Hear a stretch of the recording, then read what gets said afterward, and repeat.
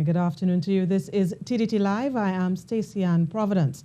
The Ministry of Health is giving an update on the status of COVID-19 here in Trinidad and Tobago, and we're bringing you live coverage on TDT Talk City 91.1 FM, Suite 100.1 FM, Next 99.1 FM, and on Facebook at TDT Live Online.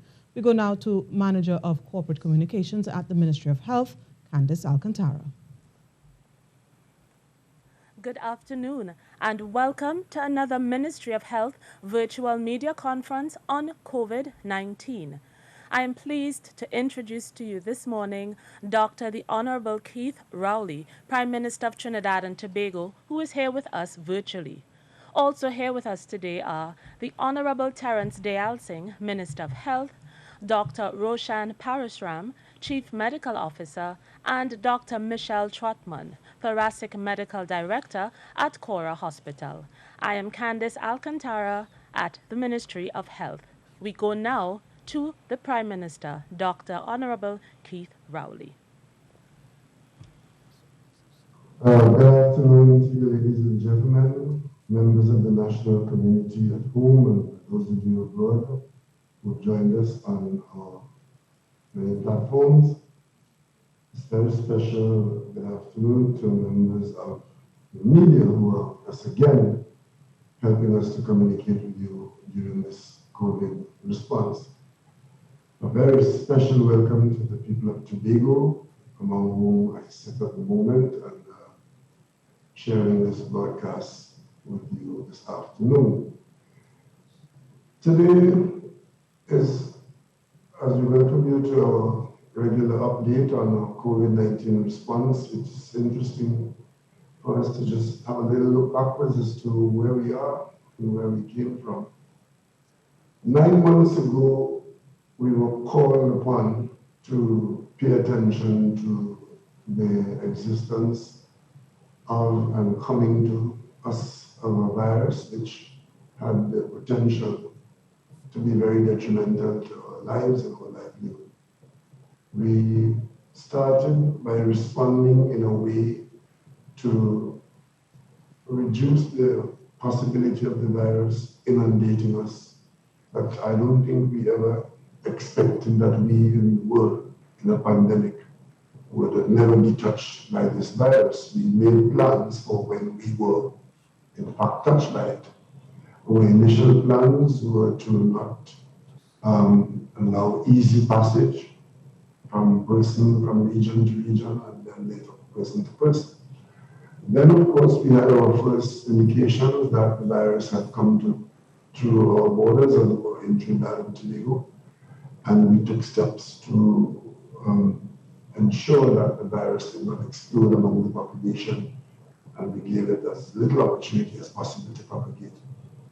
But of course, the nature of the virus being what it is, and the nature of the pandemic, the epidemiological responses and expectations, when we are part of the world responding to this virus, we had to expect that what other people were seeing held out that kind of potential for us to also see it. So we had the shutdown of the country and had all kinds of very serious consequences.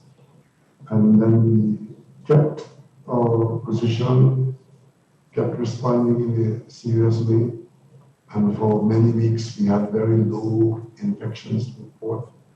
And as we came back out of the lockdown and put more people out there interacting, as is to be expected, we saw a spike of the showing increase in the virus among the population. We looked at that for a while and we tried to make sure that we had the infrastructure in place to respond in identifying and responding to those who need healthcare and support in one kind or another. And then the numbers started to get, even more concerning. And a few weeks ago, in one of these press conferences, we were told of the decision that we made to not lock down the country, but to reduce a significant number of people in the marketplace and public transport. We kept our schools closed. We kept our borders closed, but we kept on running our economy as best we can, bringing home people from abroad in a very managed way. And we also kept our public service functioning, and the business community kept going along with their business. So we have been responding to the virus in a way which, simply put, is that we have been living with it because we don't have an opportunity to eliminate it. There is no, in the very beginning, we were told that the nature of the pandemic, the behavior of the virus, the epidemiological history of these things is that this virus could be with us for a year and a half, 2 years. These are just guesstimates being made by the experts. But in terms of planning for the arrival of the virus in the population and the expectation of what is likely to happen, our first horizon, we looked at September. So cast your mind back to January, then March when we had our first death. So between March and September, that's the period that we had planned for considerably. And we are now in September, and it is good to look backwards now to see what we thought then and what we are experiencing now, to see whether in fact we were successful in managing this infection which came to us as part of the global pandemic. By and large, I would say that we have done reasonably well in terms of managing our response, and the best yardstick that we can use is that we have had our health infrastructure prepared and ready to provide support in terms of identification, testing when we were in the sporadic stage. Then we got to before we got to the community spread, we were at the cluster stage and we identified those stages and responded accordingly. And unfortunately, we've lost 70 people in a situation in the world where 1 million people have died from this virus in Trinidad and Tobago. Our sad contribution to that is 70. And we trust that we can keep those numbers as low as possible, because every life lost is a blow to a family and a trauma to a community and the nation. But it could easily have been worse had we not been a disciplined people and took the decision to make the sacrifices that were required. At the meeting, at the update where we decided to send public servants, 50% of them home, and to go back to essentials in the public service largely, and to close our beaches and to reduce our travel to Tobago in our attempt to keep Tobago as virus-free as possible.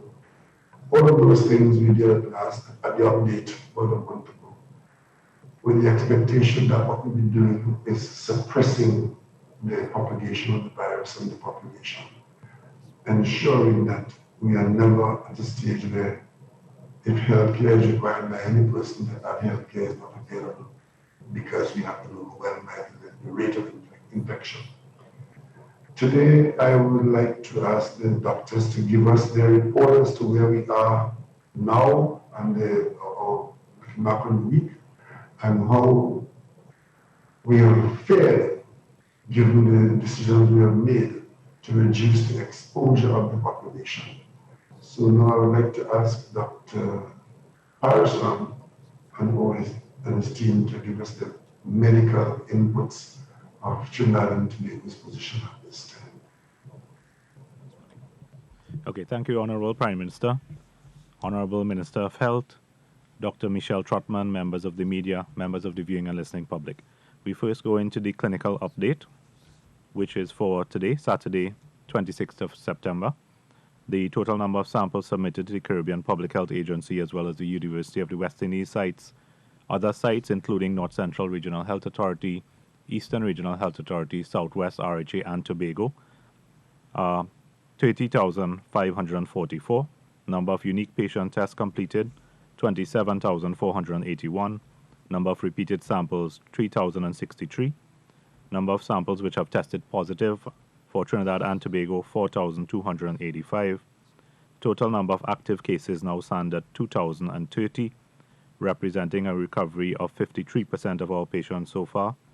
Number of deaths at 70, and number of persons discharged from the public health facilities, these are the hospitals and the step-downs, 914.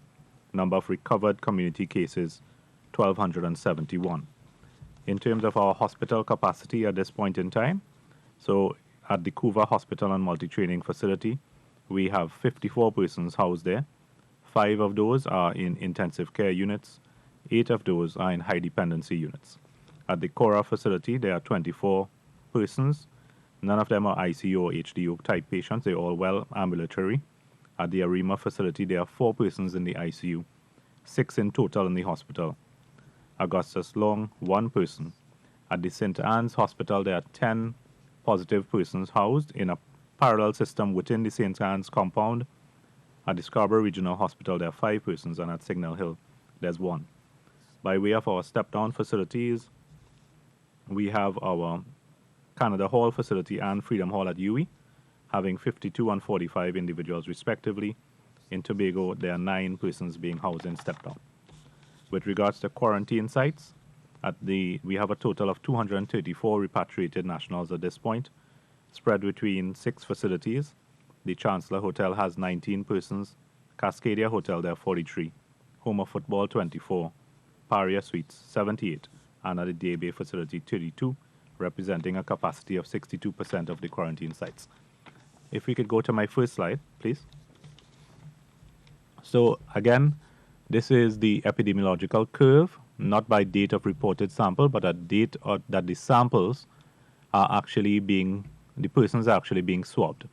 So again, starting on the left of the screen, you see light blue charts which represent July, the purple represent August, the darker ones to the right represent September, so dark blue. If you look at that dotted line, there's a small dotted line that goes across the entire graph. So the way the dotted line is calculated is that we take the previous 7 days of bars, we add those together, and we get an average for the past 7 days. What we need to pay, of course, we see the dotted line going throughout. There's a peak in the middle of August, around the 17th of August, and then it begins to slow somewhat. Coming into the latter part of September, there's a bit of a threshold point that we reached where you saw a bit of a plateau. And now the more important part within the last few days, 3 or 4 days, we are seeing a downtick in that dotted line, which is what we are hoping to see. So we are seeing that curve is bending downwards. Within the next few days, as the data continues to come in and populate that part of the curve, we'll have a very good idea as to how it pans out. But over the last week or two, if you follow the dotted line, you will see that it averages out to just about 40 cases per day over that period of time. So based on a sample size of about 600 to 700 cases, giving us a positivity rate anywhere on a given day, between 6 and 9%. So we want that positivity rate to come down, and we want the numbers per day to come down as well, which we are seeing some promising features as the dotted line heads downwards towards the line indicated on the left, 20 cases per day. If you go to the other slide, and again, just giving an idea of the way the cases are distributed by way of the population in terms of the sex distribution, we see a slight predominance of males, 53% versus 47% for females. If you look at the chart below, which gives the age, and in terms of the persons infected, we see 16.47% in those less than 25, 56.43% those 25 to 49. If you add those 2 bars together, meaning persons less than 49 years of age, we get 73% of our population is affected that are less than 49 years of age. If you go to the 50 to 59, we saw 14.36. Again, 60 plus, 17% roughly, giving us 100% in total. If you look at the left chart, which gives you the blue and the pink graphs on the left horizontally, and you focus on the graphs between 30 to 39, you find that those are the largest graphs that we see, both for males and females. If you add them together, between 30 and 39 years of age, we find that more than 30% of the cases lie in that band of population. So just by way of epidemiology, that's where we stand now. We are seeing the downward trend based on the previous graph, and with the continued efforts of the public in terms of maintaining the public health measures, I think we will continue to see that downward trend occurring, barring any unforeseen circumstances. If you allow Prime Minister Dr. Trotman to just go a little bit into detail again with our public health measures. As you know, the public health measures are the mainstay, the most important tool that we have to control this virus. There's no vaccine, there's no specific treatment. What we rely on is the majority of the population abiding by our public health guidelines to ensure that we get that virus level down, we stop it from moving from one individual to the next, so that we flatten the curve as much as we can. So Dr. Trotman, if you can give us an update on the masks in particular. My pleasure. Honorable Prime Minister, Minister Diyal Singh, Chief Medical Officer Dr. Pasram, my fellow colleagues, members of the media, members of the viewing public. It is with great pleasure I come today. I come to say thank you, thank you, thank you to the public for the support that we have received as a medical team in terms of our fight against COVID-19. We have asked 3 simple measures along the way. Number 1, to sanitize, and you have done that. Number 2, to distance, and you have done that. And number 3, to wear the masks, and you have done that. So again, I say thank you. I must ask those who are not yet doing it to please join, because you can see, as Dr. Pasram has outlined, you can see how effective it is. 3 simple measures as we move forward that we will have to continue in our fight. We will have to continue to sanitize, we will have to continue to distance, and we'll have to continue to wear our masks. It's now part of who we are. I want to ask each of us to take a responsibility that if we see someone who is not, that we could try to encourage them to do so in a way that you might be able to reach out where I might not be able to reach out. The bottom line is, if we get 100% compliance, and Trinidad, I know you can do that.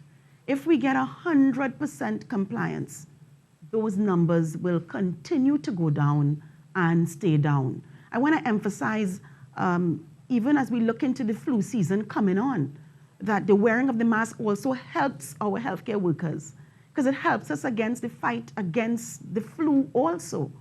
We encourage that when the flu vaccine comes, that of course that we would all partake in the flu vaccine, and we look forward for a day for the vaccine for the coronavirus. But in the meantime, I'm asking each and every one of you 3 simple things. Sanitize, distance, and wear your masks. Thank you.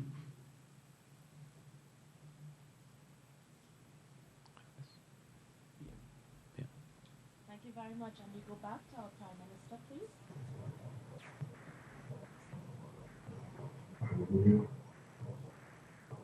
Step back to you. Hello.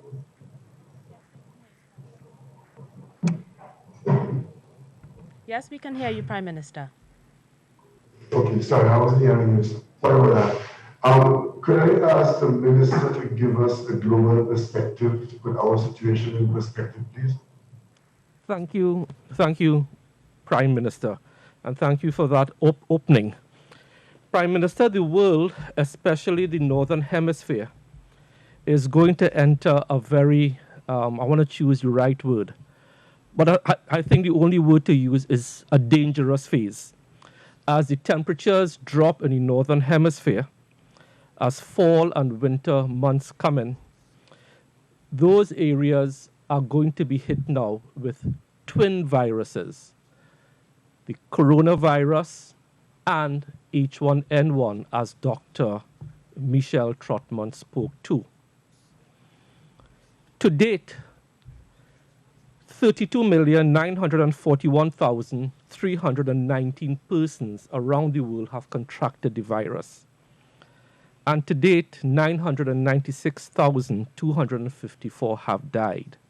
By tomorrow, given the current rate of mortality, the world will be plunged into some degree of sorrow where we recognize the millionth death. There is no vaccine yet for COVID, but we are now at the start of our flu season where we have to vaccinate against H1N1. Trinidad and Tobago has ordered 200,000 doses of H1N1 vaccine, 100,000 of which arrived in the country on Wednesday.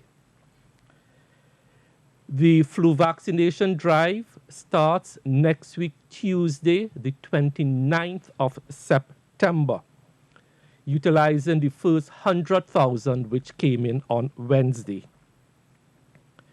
We strongly recommend and urge the at-risk groups, which are quite similar to COVID at-risk groups, that is the elderly, those with diabetes or commonly called sugar, those with hypertension or commonly called pressure, our pregnant population. We are focusing, not exclusively because we are not going to turn away anyone, but we are urging those at-risk groups, that is, those with diabetes, those who are obese, those with asthma, those who are pregnant, to make full use of the free vaccinations provided by the government. We start next week, Tuesday. The H1N1 is what we call endemic to Trinidad and Tobago, means it is found everywhere in Trinidad and Tobago and has been so since 2009. The following clinics are set up to serve you. 1, all our antenatal clinics, that is where our pregnant women go for their checkups. Please make yourself available to receive the vaccination. It is perfectly safe for you and your unborn child. We'll be giving out the vaccines in all the chronic care clinics. That is all the clinics that cater to those with diabetes and so on. And as an additional point of convenience, for the first time, we have designated 2 health centers in each county, and that will come out in subsequent communications. 2 health centers in every county where you can go and get your H1N1 shot 5 days a week, Monday to Friday. Tobago, under the acting CMOH, Dr. Tiffany Hoyt, they will roll out their own vaccination plan. So, Prime Minister, thank you. As I said, 32 million cases. Tomorrow, we will touch 1 million deaths. And we are asking persons, there is no vaccine for COVID, but we do have a vaccine for H1N1 available to the population from Tuesday 29th September, and there will be future detailed communications directing you to these centers. Thank you, Mr. Prime Minister. Thank you very much, Minister Dayal Singh.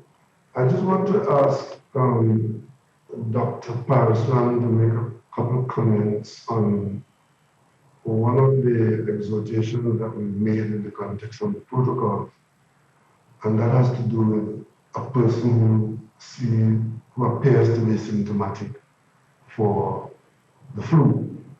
As we're talking now about coming out of the flu season and vaccination for the flu, what do we do if you are thinking that you are ill or you're seeing symptoms of an illness that appears to be flu-related? Could you just reinforce that at this time? Okay, thank you, Prime Minister. So the flu, as Dr. Trotman would have begun to explain, what we describe as the flu, which is the influenza virus, and COVID-19 have very similar symptoms. They have similar modes of transmission, both of them being transmitted by respiratory droplet infection. The signs and symptoms are almost identical, especially in the first few days of infection.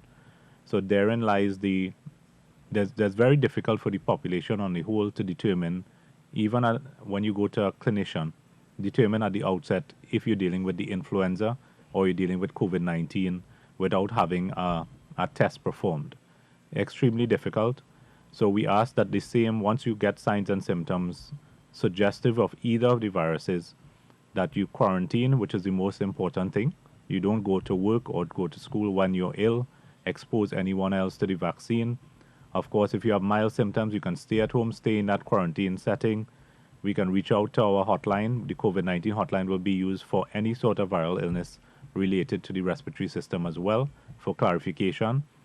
And of course, most importantly, if you have deterioration of symptoms, you have shortness of breath, you have worsening, you have vomiting, diarrhea, you're not able to eat well or in children feed well, then of course you go straight into your healthcare facility, you contact your healthcare worker, or if it is extremely debilitating, you contact 811, use the emergency services and get to a facility as quickly as you can. The difference between the two, of course, there's a vaccine, as Minister would have indicated, for influenza, which is one of the cornerstones of prevention. So we are asking, as Minister said, once you're in the high-risk groups, we try to get our vaccine level as high as we can in the population, so persons that can be vaccinated will, of course, less likely to present symptoms of the flu, and if you have symptoms suggestive, it will be something else, maybe COVID-19, maybe common cold. So, Prime Minister. Thank you very much, Doctor. Given that we are saying to people, stay home if you are ill, and we expect that quite a few persons could contract illness with respect to H1N1, and there would be an anxiety there when presentations are made. Where does the testing program come in here? The persons are desirous of being tested to determine the nature of the illness. How prepared are we to respond from a testing standpoint? Okay, so I think in terms of our testing capacity, we are now closely up to 1,300 samples per day by way of doing COVID-19. We are seeing anywhere between 600 and 700 samples coming in to the country, throughout the country when we add all the aggregate sites together, 600 to 700. So there's a surplus in terms of COVID-19 testing. The way we test for influenza is through the Caribbean Public Health Agency. So what we will, once the flu season begins, which is in a few days, the Caribbean Public Health Agency, once something has ruled out COVID, once we have said you have a negative COVID-19 test, especially with severe symptoms, then that sample is transmitted through the Trinidad Public Health Lab to the Caribbean Public Health Agency. They will run a full respiratory panel, which includes H1N1, to determine if you have H1N1 or not. Of course, having a history of a vaccine decreases your risk, so that will be asked by the physicians as well when they take your symptoms and they do your swabbing. So that is the way we stand in terms of COVID-19. We can rule it out now more or less pretty quickly, within 24 to 48 hours. We have also had an order in with the Pan American Health Organization for rapid antigen tests, which will actually be able to tell you within 15 or 20 minutes whether you have COVID-19. Those are scheduled to arrive early part of November, based on what we have know so far from PAHO.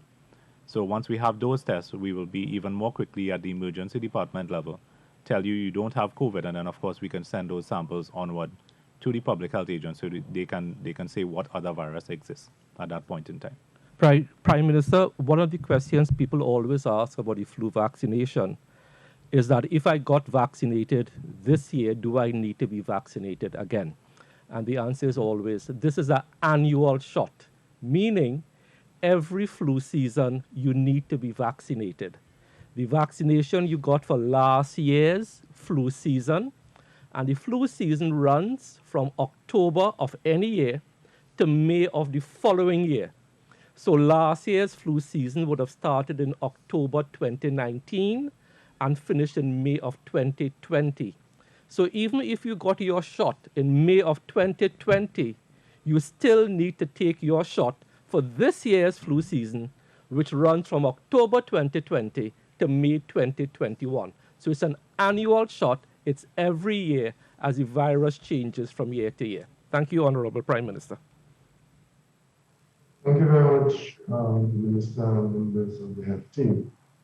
Given what we have raised here today and advised the population, I trust that it would be clear that we do have an organized system of clinical response, and that there are things that the individuals need to do to be observant and to be cooperative at your level.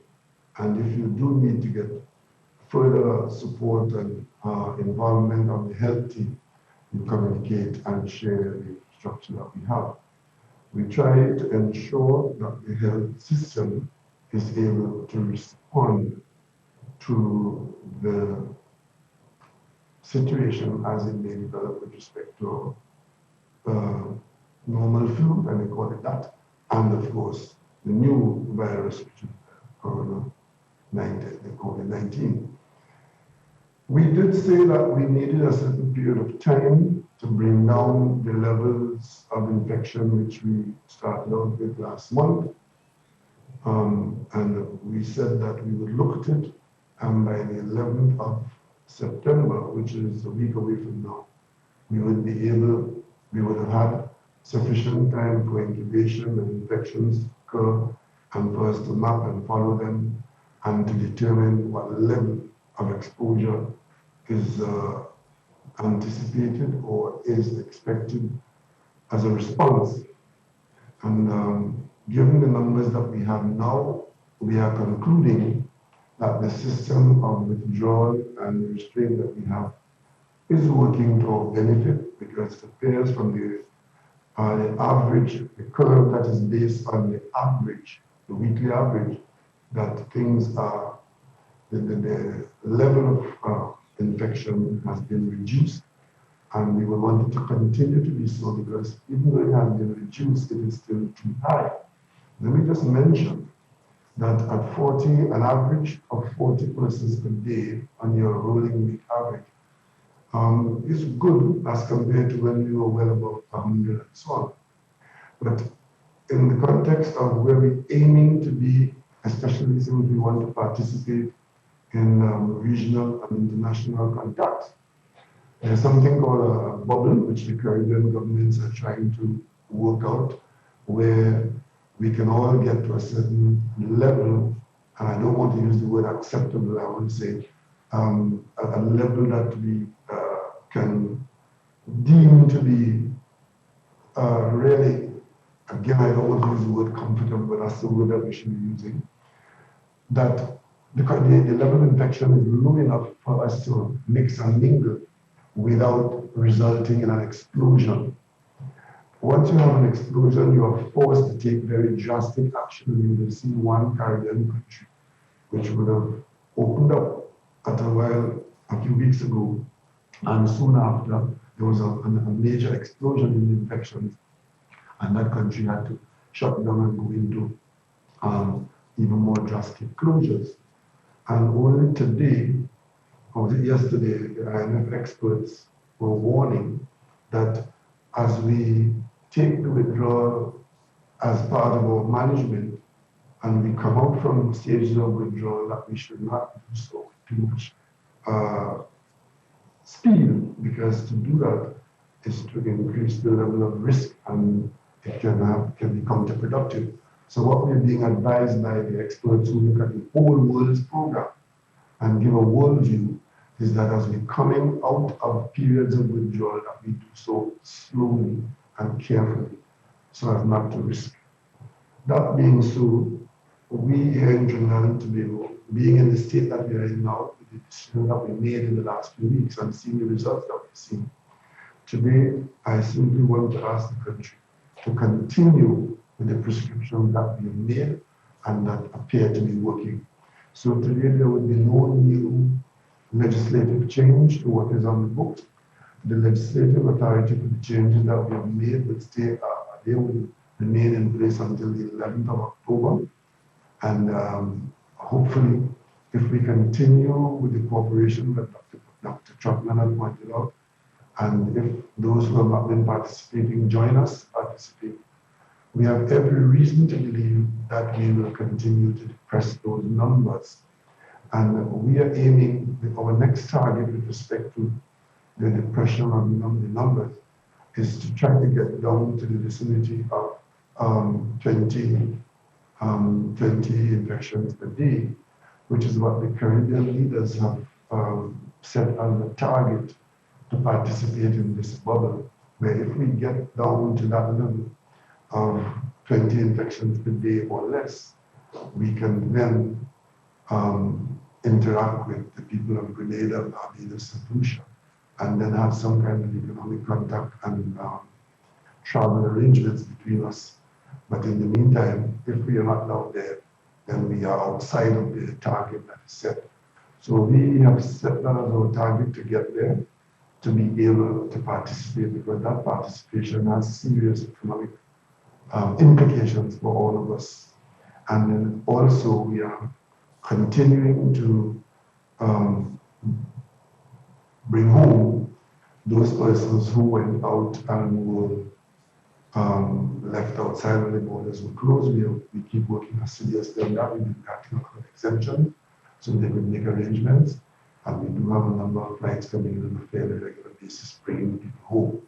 And you can gauge that by the number of persons we have in quarantine facilities or step-down facilities. Because these people, when they come home, they're the ones who are largely filling up those facilities. And you will also gather, we have a number of facilities which are playing a role for different levels of exposure and personal condition. We expect that when we meet next week, if we do not reverse our trend, when we meet next week, we should be able to take one or two decisions that would allow us to, again, very cautiously step out and go back to some, we are aiming to get back to some semblance of full participation. I wouldn't say normalcy at this stage, but full participation. So where the participation has been constricted, next Saturday, we'll have one more week of this level of withdrawal. And the advice that I have from the medical team is that one more week going in this direction to bring us to a place where we can begin to think about further participation. So let's keep our fingers crossed on that. So that's we're looking at end of the first week in October. And of course, when we did start up in this direction, we did say that by October 18th, we expect that the good results of the good behavior during this period should put us in a place where we're not dealing with a spike, but we should be dealing with suppression of the infection rate. So today, it's a very simple statement to make that we are not making any change. We steady as we go for another week at least, and hopefully we will see the improvements that flow from that. If this is the time for questions, if we have a few questions now. Thank you very much, Prime Minister. And we move to the question and answer segment. Our media representatives are asked to state their name and the name of the media house that they represent before posing their question. Because our time is limited, we request please a maximum of 2 brief questions. Prime Minister, I see that AZP News is ready with their questions. Hi, good afternoon, Prime Bihari, AZPnews.com. Good afternoon to Prime Minister, good afternoon to Minister of Health, and all the doctors and Candace. And firstly, let me just wish the Minister of Health happy birthday. I understand there's a birthday, Minister of Health, happy birthday. Thank you very much. Thank you. My first question is for you, Minister of Health. There is is that my birthday present? The first question. There is an infestation of cats in the North Valsin area, and the residents are concerned that it may spread the COVID-19. It is causing a nuisance in the area, and I want to know if you can intervene as the MP for the area and also as the Minister of Health, because they have called a number of the shelters, and the number of the shelters say that they are full to capacity, and I want you to intervene with that. That's the first question. Thank you very much, Prior. And my second question is maybe to the CMO. I know that Dr. Parkinson recently spoke about the number of patients in the ICU, etc. I just wanted to know if you get the figures of the number of patients in ICU who have passed on, and any patients who may have left the ICU and have been discharged. Thank you. You want to go first? Yeah, so thank you, Prior. So the issue of cats in Valsane is a very touchy one because half of the people want the cats and half of the people don't want the cats. So I am caught in between. But the catching of the cats or animals is a function of local government. So I will be sure to pass it on to the local government councillor to see what they can do. So thank you very much. I know my yard has about three of them. Okay. So in terms of your ICU, yes, I said this morning we had at the Caura Hospital, we have 5 persons in the ICU, 8 persons in the high dependency unit at this time. I believe in Arima we have 4 persons in the ICU as well. The question I think you're asking is, have people been able to recover from ICU and HDU? Yeah? So, all the way back to the first phase, we had a lot of persons being in ICU, some of them for protracted period of time, maybe a week or 2 weeks, and they have been able to recover. So persons have been into the ICU and the HDU and been stepped back down, of course, to the normal hospital wards, and then, of course, eventually discharged back to their loved ones. So that has happened on a number of occasions throughout the phase 1 and phase 2. Thank you very much, CMO and Prime Minister. Next, we have 98.1. A very good afternoon to the Prime Minister and the rest of the panel. Stephen Cummings, 98.1 FM. Just 2 questions. I want to probably, I probably can just start with the Prime Minister. Prime Minister, there were attempts earlier among yourself and some of our CARICOM neighbors, and you referred to it, to create what was described as a bio bubble of some sorts, with the aim of engaging some kind of economic activity within the region. Since that last meeting, has there been any other discussions or further developments regarding such an initiative? And Minister Dayal Singh, we have spoken before about the important principle of doctor-patient confidentiality, but I've seen where many patients themselves breach, at times those principles, especially when they may feel aggrieved or unhappy about the standard of care that they may have received. I'm interested to know how you treat with such a situation when some patients are willing tale bearers, creating a dichotomy of some sorts. For example, I've seen it with the release of COVID-19 patient results. Thank you. Yeah, let me just mention, let me take the first question, the bio bubble. Yes, we did have a fairly extensive heads of government meeting of this nature, where the requirement is that we get to a stage where we can have scheduled international flights. All of us want to be in that situation, but the nature of the problem was such that what was holding us back was, how do we have those flights coming into our territory and not have that become a threat to our own interests in terms of spreading of the virus? And then it comes to who persons should be tested and coming virus-free. Once we are able to determine that persons will not carry the virus, then they should be allowed to come in. And then the other question that arose was, how do you determine that they are virus-free? What sort of testing regime? What sort of certification you would require? And is it testing before they leave a home, their home country, or testing upon arrival? And what period of time should that testing cover? Are persons required to be tested just before they embark and come to the country? Or should they be tested before so that the period of incubation could be ruled out?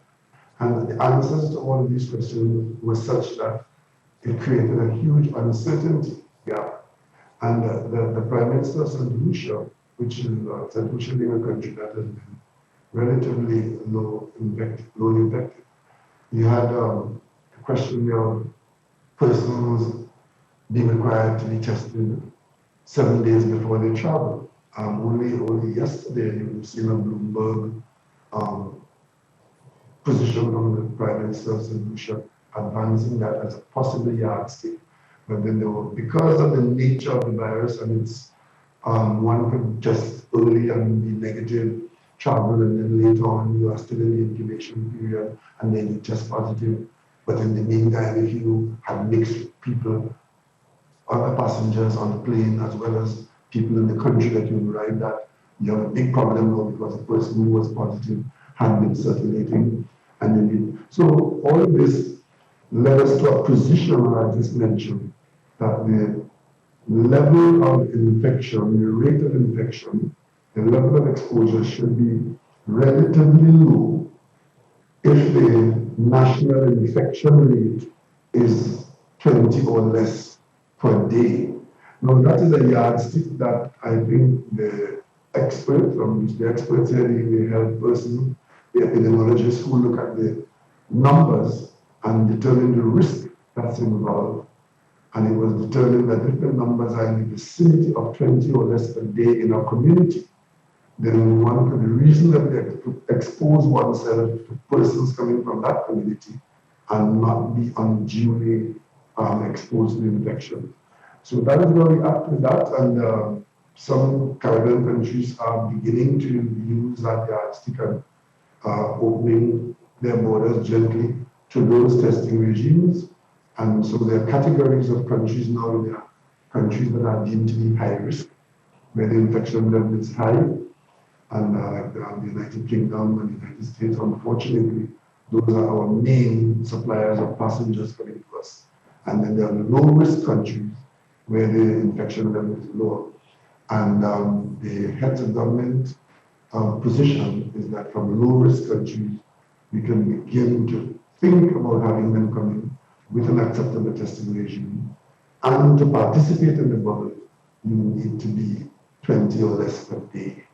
So I trust that that answers your question. Thank you very much, Prior. So I will now answer your question on patient confidentiality.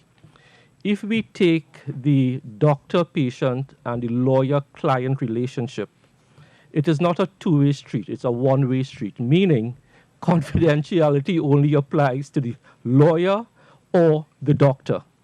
We are not allowed to give out patient details, but the patient or the client of a lawyer is allowed to speak freely without fear of any retribution or anything. So in health, we are always faced with that issue, and it's something we can't fight against. But I will say, coming out on social media yesterday was a glowing tribute to the health system dealing with COVID. And that is the norm, actually. That is the norm. That is what happens in 99% of the cases. What that gentleman had to say is the norm. But the norm does not grab the public's attention. It is always the one thing that goes wrong. But that is how patient confidentiality works. It's a one-way street. Thank you very much. Thank you very much, Minister. Prime Minister, we go now to TTT. Good afternoon, Ian Wilson here from TTT News. We have some students in university who were first told that they needed to be at the university for the semester, but having reached across, they are now being told that they didn't have to come, and now they, because they can have the classes online, and now they are waiting exemption to return home. One of them is actually sick and is in need of medical attention, so they're asking how soon, when, what priority they would have in coming home. Well, the Ministry of National Security is managing a whole plethora of requests, and I monitor it, and I'm satisfied that the decisions are made in the most reasonable way, and where there are urgencies, the Ministry would intervene. The biggest problem is that we don't have scheduled flights. Because we don't have scheduled flights, it complicates the repatriation process. One has to first, once we have granted a lot of exemptions to people, and some of those people, their big difficulty now is, how do I get on transport to get home now that I've got the exemption? I did say a little earlier on that I was asking the Ministry, and I did do that, ask the Ministry of National Security to increase the rate at which we are exempting people to come in. That's why I said earlier on that most of the people who went out on short stay and wanted to come back home are either already in or scheduled to come in. And we are now observing that some other people, joining the lines, and these are people who have been resident abroad and are now determining that the best place to be is to come back to Trinidad and Tobago. But we have been giving priority to those who had domicile here and went out and got caught by the announcement of the closure of the border. And in the case of persons that have specific problems that require urgency, the ministry will give some priority to that. But then the whole question is, how does the transport mesh with that? And until we get to a point where we are able to improve on the transportation, we will have those decisions to make. But we've been dealing with a lot of them. Some of them came directly to the minister, one or two of them got to me, but the ministry is making that. I try to get as many people in as possible now. And one other thing that we're facing is that it is a little bit disappointing that sometimes you go through all these difficulties to make the arrangements. And when it is time for people to travel, having been given the option to travel on the limited transport, quite a few people are now suddenly dropping out and saying, well, I'm not quite ready, or I didn't really need to come at this time, and so on and so on. And that only complicates the issue for us. So we're hoping that we will continue to get them in as quickly as we're able to. But there will be a difficulty as long as the transportation is sporadic. Thank you very much, Prime Minister. And now we go to TV6, please. Good afternoon, everyone. Urvashi from TV6, and best wishes to you, Minister of Health. Turning to our CMO, Dr. Parisram, I've spoken to a few medical practitioners who've said that the symptoms experienced by COVID-positive persons during phase 1 was in fact different to symptoms experienced in phase 2. Is this in fact so, and what would attest to that? Could it be different strains, for instance? Second question, Mr. Prime Minister, good afternoon. Given the threat that unchecked migration can have on the spread of communicable diseases, up until a few days ago, we saw that the police did in fact cite some illegal immigrants on our borders. And 3, our country has been criticized by the Human Rights Watch on the repatriation of Venezuelans illegally here back to Venezuela. What more can be done to secure our borders, because unchecked migration can also impact this bubble? Thank you. Dr. Parisram, can you take the first part of the question, please? Okay, so what we know about COVID-19 right now is there are at least 6 different subtypes of the virus. The one that originated in China is designated as type L. They all have subtle variances. From what we heard from the virologists at this point in time, they seem to not have a great impact on the virulence and the infectivity. So they are not great changes in terms of mutation. So they are subtle changes, but they have 6 subtypes that have been defined. In the Caribbean, the University of the West Indies, partnering with the Caribbean Public Health Agency, as well as UWI, as well as the Ministry of Health, is in the process of actually taking samples from both the first phase and the second phase patients, not only in Trinidad, but in the other parts of the Caribbean, to determine what subtype we have in this region, and if there has been a change between the phase 1 and phase 2. Anecdotally, in terms of the patients that we have been seeing, we have seen a greater level of transmission. So there seems to be a slightly different level of transmission between phase 2 and phase 1. Again, it can be a function of the types of persons being infected. As we said, 73% of the people are now less than 49 in Trinidad, for instance. So the symptomatology, of course, will be different based on the types of people that are infected. In the first phase, we would have had people being infected. The average was, I believe, 56 years of age. That average has dropped significantly with the second phase. So you expect that a younger population being infected, of course, will have milder symptoms than an older group of people that have symptoms that will be based on, of course, their comorbidities, having diabetes, hypertension, and the like. So it is a function of who is being infected, more so maybe than the actual viral strain. However, I think we have to wait until UWI has conducted their study before we can have a definitive statement as to whether there's a true change in the virus itself. Prime Minister. Thank you very much, Dr. Parisram. Urvashi, thank you very much for your question about this whole question of unchecked migration. Let me just say definitively, Trinidad and Tobago does not have unchecked migration.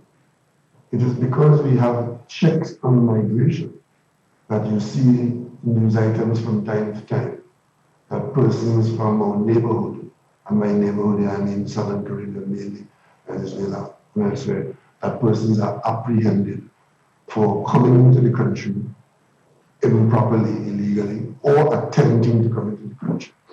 That if we had unchecked migration, well, then anybody can walk through anywhere and come in. That is not happening.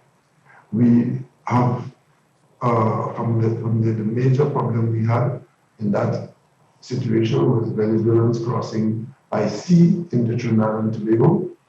We did identify them, those who were in the country, we had them registered, they're comfortably in Trinidad and Tobago, and others who wanted to come in. We have a visa system, and the existence of the visa system is in force, and we also have increased patrols. Even before COVID-19, we were ensuring that we did not have unchecked migration.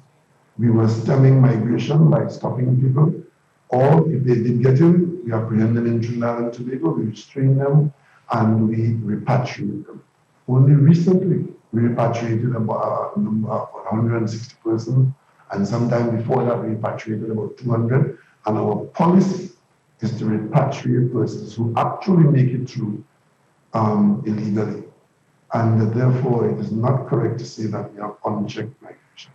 And with respect to ensuring that we keep our borders as closed as possible during the period of closure, and even before closure, that we determine who comes in and where they pass to come in and how long they stay, which is our immigration exercise. We use all the resources available to the Trinidad and Tobago security system to ensure that we do not have unchecked migration. The police, the defense force, and other state security agencies are always at work, looking out for persons who are attempting to come into our country or who have come into our country legally. And if they have come into the country, there are times when you would see that persons have been picked up for being here illegally, or you would see that the Coast Guard have stopped transports in the waters outside of within our border, and we then will handle them in a particular way. So we do have attempts at migration all the time. All the time there are people attempting to come into our country, but it is not unchecked. Thank you, Prime Minister. And we move now to Radio Tambrin.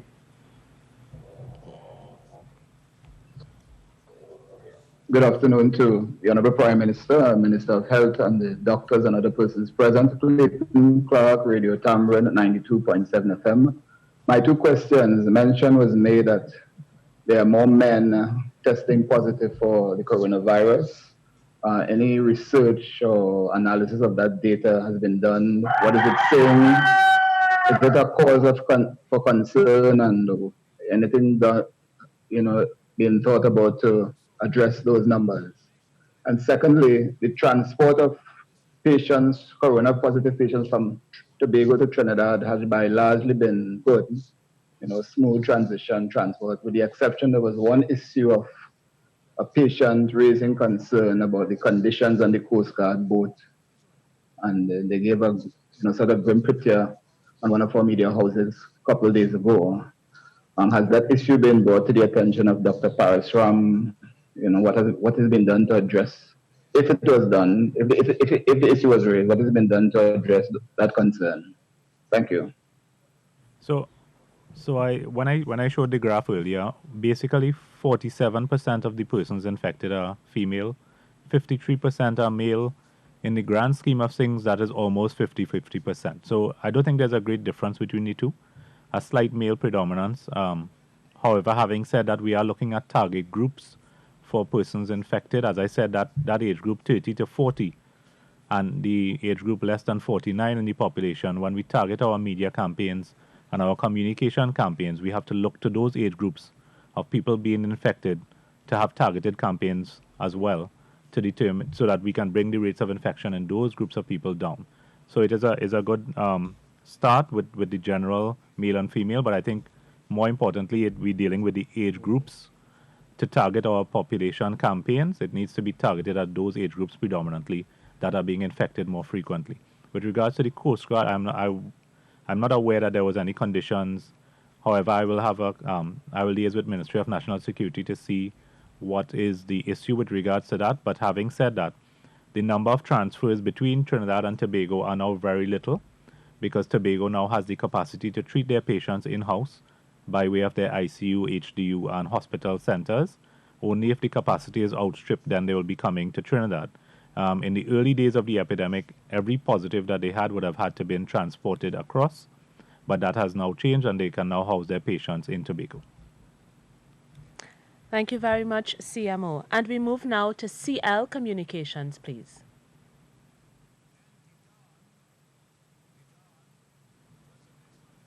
CL Communications. I think we seem to be having a little problem with CL Communications. And so I will move swiftly to Express newspaper, please. Hi, good morning. Camille Hunt, Express.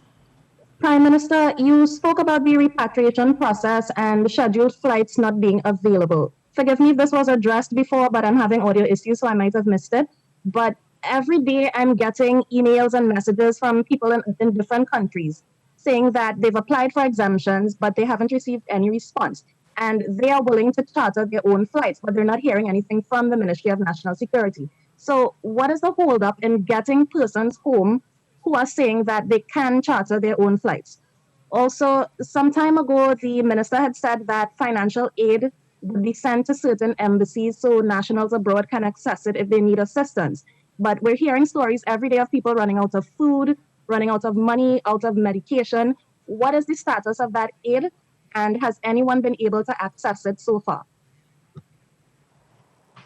Well, I do not have any data with me right now about what is being accessed abroad, but I know we did take steps to have small amount of emergency money available at 2 or 3 of our missions abroad. So clearly, we wouldn't be able to reach every person who is everywhere. And with respect to the rate at which persons are brought home, there's a nexus between the number of requests and the ability to handle the numbers once they get here. Because remember, once those persons get here, they're not just going straight home. They are going into the infrastructure for managing the exposure. And that is the quarantine, and we've reduced the requirement for that, and we've increased the numbers of the accommodation that's available for that. And that allows us to bring in more people at any one time. So with respect to persons who are not getting a response, I must apologize for that, because that ought not to be so.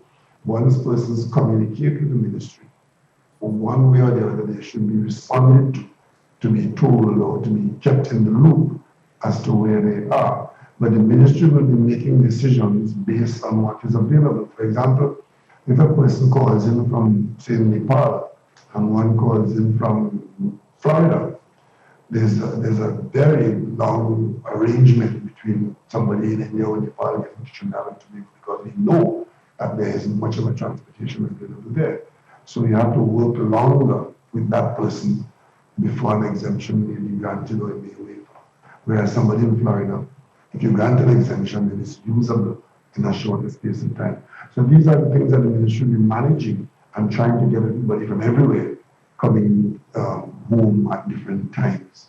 But I am concerned about the absence of a response once the person is indicating that they want to come home. That response ought to be there, even if it means that you're saying that we are getting to you, but not immediately.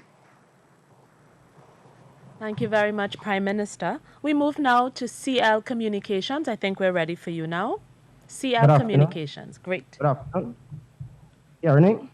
Yes, we are. All right. I heard Dr. Trotman attribute the public health regulations for the downward trend. I would like to know what contributions do you think the increased rate of testing had to play in this downward trend also? And secondly, yesterday, the WHO said some countries are experiencing problems to get the flu vaccines. So I would just like to know, would Trinidad and Tobago also be affected in this? Okay, thank you. I'll take the second question first, and then Dr. Trotman will go. So as I indicated, Trinidad and Tobago ordered 200,000 doses of H1N1 vaccine. We received half of that shipment on Wednesday. They will be available for distribution to the public, as I indicated, on Tuesday. The other 100,000 will come in at the start of 2021. Let me just make one last point, because this is something we always get every year. The H1N1 vaccine protects you against the H1N1 virus and not the common cold. So let me just make that point again. This will vaccinate you against the H1N1 vaccine, which is deadly, but not against the common sniffles, the common cold, okay? So we are, in fact, in possession of 100,000 doses of vaccine right now. Dr. Trotman? Thank you. The downward and the beginning of the downward trend that we are seeing is largely in part to the behavioral change, we think, to the mask wearing and continued sanitizing and distancing. As Dr. Pasram has stated, we have the capacity to test, and we have been able to test samples, and the samples that are being tested are plotted and then separated out. So the testing aspect and the trend down on the graph are two different things. When we test, we're looking to see how much disease there is and assess the amount of disease. And looking at that assessment, we are able to see the beginning of a downward trend that we are hoping to maintain. And every time I get the chance to talk, I must say, by sanitizing, distancing, and continuing to wear our mask. Thank you. Thank you very much, Dr. Trotman. And we go to Newsday, please. Hi, good day. This is Janelle D'Souza from Newsday. I have two questions. The first one is, we heard that right now we have a rate about 40 new cases a day, and we're aiming at 20. However, what was our average previously? And also, I have a question to the Prime Minister from a co-worker who requested that I ask the Prime Minister if he had any comments of the topic, any comments on senior police and defense officers' involvement in a Ponzi scheme linked to criminal gangs and laundering of money. Okay. Yeah, so when you would have seen the graph, the dotted line again would have shown the 7-day average that we had throughout the country. I think the highest we would have gone above, a little bit above 100 if we looked at the average somewhere in the middle of August. So we are aiming, within the last 2 weeks or so, we would have been around 40 or 50. We want to get that number as low as possible, as low as we possibly can. There's no magic figure that we're aiming at, to be honest, but we're trying to get that figure through the public health measures as low as we possibly can. Mm-hmm. With respect to the question about the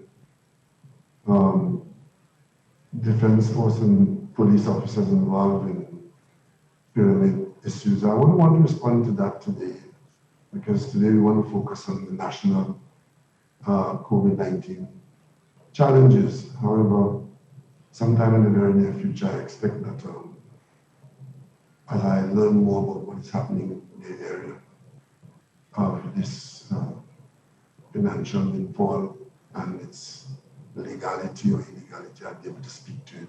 I'm still in the learning phase, and on Monday there's an important meeting with National Security. I expect to hear more about it and be able to respond better after that, not only coming from me, but from those who are to be quizzed on it. So we have a meeting on Monday, so subsequent to Monday, we can talk a bit more about that. Today we're focusing on COVID-19.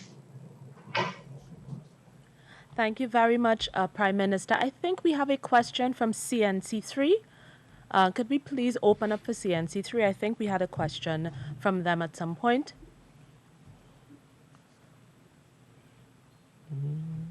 If we can't go to CNC3 right now. Hi. Oh, wonderful. Please, Ms. Lee, please pose your question. Hi. Carissa Lee from CNC3. This question is for the CMO. And CMO, we've seen that there has been 48 deaths in the month of September. Does this have anything to do with the home isolation of patients? No, I think it just has to do with the increased number of cases that we see. So the greater the number of cases, the greater the number of persons affected that are within the high-risk groups, meaning by age as well as by comorbidity, the greater number of deaths you will proportionally see. So I don't think it has anything to do with the transition to the home care. As we would have had Dr. Fraser on recently, we would have had Dr. St. Bernard in as well, speaking to the level of monitoring that is occurring from our home care setting. And of course, transferring of patients as soon as we see any level of risk. We hope to mitigate against any disastrous events in terms of mortality occurring at home. So we have a very robust monitoring and evaluation program through the CMOHs that is to actually ward against any morbidity and mortality through the home care program. Candice? Thank you very much, CMO. We have come to the end of the question and answer segment, and we go back to the Prime Minister for his closing statement. Thank you very much, all participants, particularly our medical team, and we thank the media for your involvement in your questions. And I want to appeal once again to Trinidad and Tobago to keep acknowledging the fact that we are in a pandemic and we are taking all the reasonable steps to ensure that we are not overcome by the effects of a very dangerous virus. The effects are usually not helpful and they are hurting us in a variety of ways, but let us treat that as a temporary phase that we're going through, and we're doing what needs to be done to ensure that we do not become overwhelmed. It was raised during the question period of whether we are seeing patterns between the male and the female and who is more susceptible. I just want to remind the population that we have tens of thousands of children away from school in Trinidad and Tobago for many months now. Had they been out there in a normal situation, I have no doubt that the rate of infection would not be the same that you're seeing here in the club that shows men versus women. There would have been a serious cohort of children in there, and that would have changed a statistical graph. So we have had our children away from school, teachers away from school, and we have also had many other decisions made that are reducing the exposure to the virus. So I don't know if it's a matter of who is more susceptible or who is being exposed more. And that's why the statistical evenness between men and women and those people in the 30 to 45 age group or thereabouts may be the most active people in the country. And again, the more active you become, the more active the country is, the more exposed we are to getting infected. So these are realities that we face, but there's one small reality that we are having to come to grips with. It does not sound exciting, but it is factual, and that is we are having to live with this virus. And we have to continue our lives with it, being cognizant of it, responding in a way that it doesn't get the better of us, but trying to ensure that some semblance of normalcy and participation exists with a virus under control in the way that the health protocols ask us to control it. Today, we make no change to the regulations of public health, so we continue to be guided by the last set of regulations we have, where we keep our beaches closed, we reduce the transportation across the islands, we sail on rivers, and we are legally required to have masks covering our noses and mouths if we are out in a public place. So once you are out, and even if you are in and you are among people, it is helpful to be covered. And those are the things that we have to do as we continue to sanitize. And finally, if you are sick, please stay home. And if you feel sufficiently ill to want healthcare, contact your nearest healthcare department. Thank you very much for your cooperation, and we continue to do what is required to be responsible and to improve our situation in Trinidad and Tobago. Thank you very much. Thank you very much, Prime Minister. We have come to the end of today's media conference. Please remember to play your part, follow the new normal guidelines, and wear your mask.